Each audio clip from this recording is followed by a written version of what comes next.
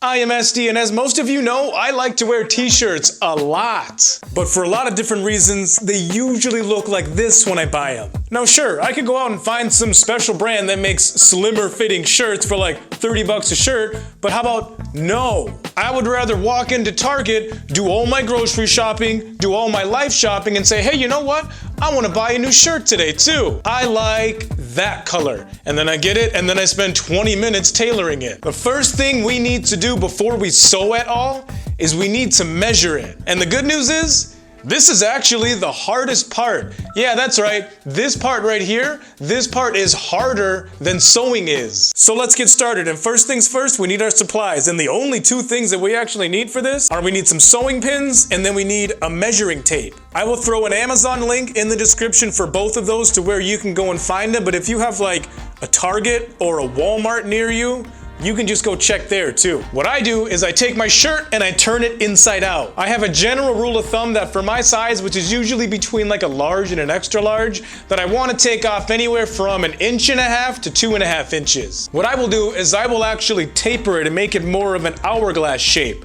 What I'll do is I'll start a little bit wider at the bottom, and then I'll come in just a little bit at my waist.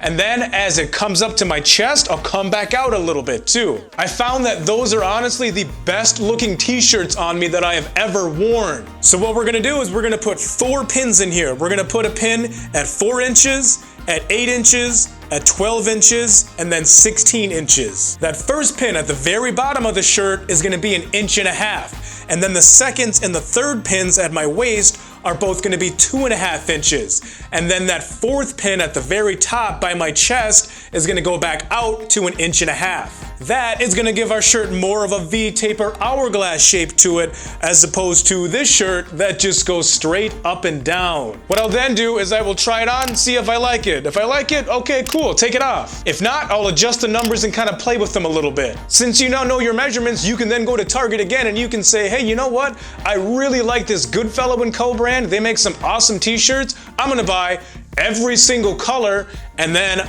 I'm gonna make it look great on me. Now I have a question for you. Did that really seem all that hard to you? No?